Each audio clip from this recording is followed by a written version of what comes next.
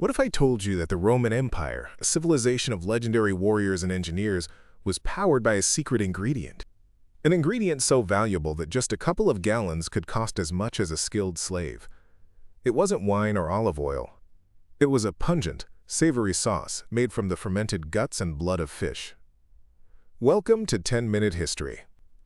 I'm your host, Jake Sullivan, and today we're diving deep into the surprising story of garum, the condiment that defined the Roman world.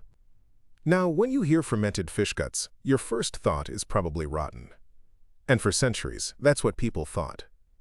The Roman writer Pliny the Elder famously called it a liquor, from the putrefaction of these matters. But Pliny, and many since, got it wrong. Garum wasn't rotten fish sauce. It was a masterful product of ancient biochemistry, a controlled fermentation that was more alchemy than decay. Think of it as the ketchup of the ancient world, the soy sauce of the Mediterranean. It was an indispensable flavor that graced the tables of emperors and was stirred into the simple porridge of legionaries on the frontiers. The story of garum doesn't actually begin in Rome.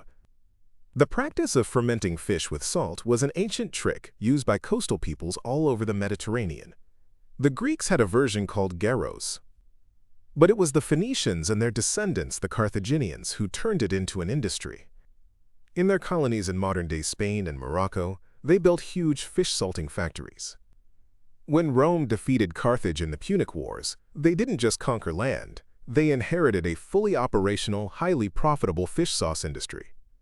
With their genius for logistics and scaling things up, the Romans took this regional product and turned it into an empire-spanning economic powerhouse. So how did they transform a pile of fish parts into liquid gold? The recipe, at its core, was incredibly simple: fish, salt, and sun. But the details mattered. The best, most expensive garum, called garum sociorum, was made from a specific fish, the mackerel, caught during its spring migration off the coast of Spain. This stuff was astronomically expensive, a true luxury item. Another key ingredient for high-end garum was the blood and organs of the giant Atlantic bluefin tuna. This created a potent, blood-red sauce the Romans called hamation, from the Greek word for blood. But the vast majority of garum, the everyday stuff called liquamen, was made from small, cheap fish like anchovies and sardines. They'd use the entire fish, guts, head, everything, creating a cost-effective product for the masses. These fish, or fish parts, were layered with huge amounts of salt in large stone vats called sateriae. These vats were dug into the ground, lined with waterproof mortar, and left open to the hot Mediterranean sun for 1 to 3 months. And here's the science behind the magic. It wasn't rot, it was autolysis, which literally means self-digestion. The fish's own digestive enzymes, concentrated in their guts, began to break down the fish's flesh. The high concentration of salt was the crucial controller. It created an environment where the bacteria that cause rot couldn't survive. But the fish's own enzymes, called proteases, could. These enzymes acted like microscopic scissors, snipping the fish's proteins into smaller and smaller pieces, eventually releasing amino acids. One of those amino acids is glutamic acid, the chemical responsible for that deep, savory, meaty flavor we now call by its Japanese name, umami. So the Romans weren't making rotten fish sauce. They were creating an umami bomb. After months of fermenting and regular stirring, the fish would completely break down into a thick slurry. Workers would then strain this mixture. The first liquid that dripped out was the highest quality, a clear, amber-colored sauce that was the finest garum. But nothing was wasted. The leftover solid paste was called alec. This was like an ancient anchovy paste, a cheap but protein-rich food for the lower classes. The brine itself, now infused with fish flavor, was called muria and was sold as a lower-grade condiment.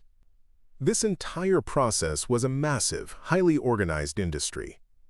Archaeological sites like Belo Claudia in southern Spain give us an incredible picture. Imagine an entire industrial quarter of a town dedicated to these large fermentation vats, all strategically placed downwind from the residential areas. And you can imagine why. The smell during production would have been overpowering.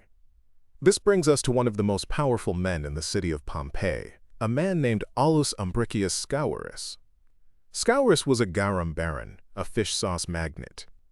His brand was famous. Archaeologists have found dozens of small jars, called ursai, bearing his name. The labels painted on them advertised things like the flour of garum, from mackerel, product of Scaurus.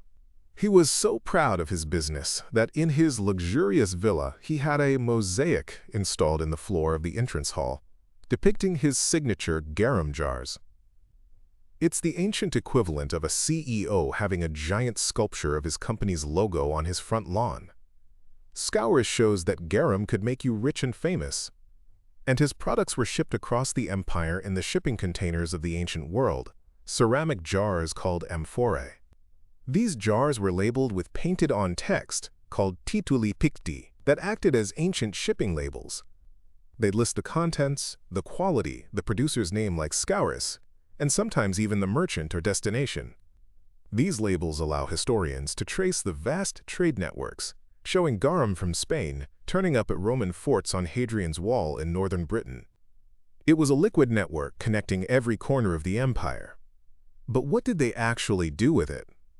The answer is everything.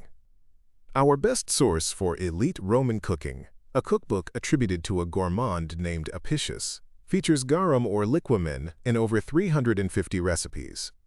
It was used to make complex sauces for meat and poultry, often mixed with wine, vinegar, and honey, for a sweet, sour, and savory flavor profile that's more common in modern Asian cuisine than European. It was used as a dressing for vegetables, and, perhaps surprisingly, it was even used to enhance the flavor of fresh fish. But the most mind-boggling use is in sweet dishes.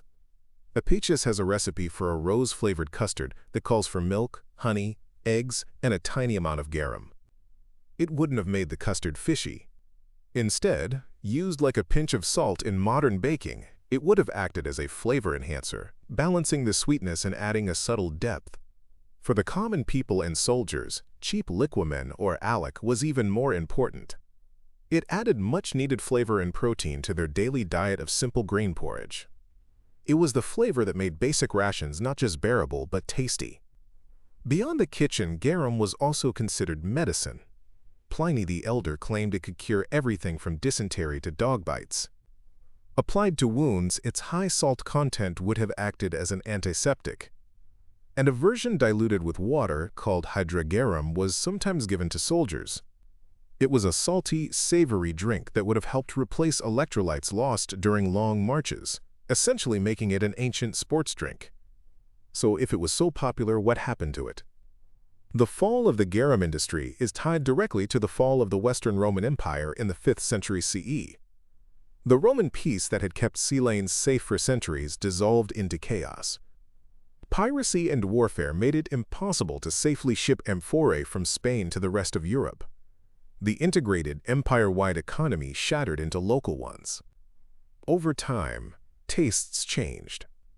And some historians even suggest that centuries of industrial-scale fishing may have depleted the stocks of mackerel and tuna, making the raw materials harder to find. By the early Middle Ages, garum had all but vanished from Europe. But it didn't disappear completely. In the small Italian fishing village of Satara on the Amalfi coast, a direct descendant survives. It's called colatura di alici, or anchovy drip. It's made by layering anchovies and salt in wooden barrels, in a process remarkably similar to the ancient methods. It's a living taste of the Roman past. And in a fascinating case of parallel evolution, a similar tradition thrived half a world away in Southeast Asia, giving us the fish sauces like nuoc mam in Vietnam and nam pla in Thailand that are so central to their cuisines. In recent years, archaeology has given us an even clearer picture of the garum world. In 2017, researchers uncovered a garum factory in Neapolis, Tunisia, that had been hit by a tsunami in the year 365 CE.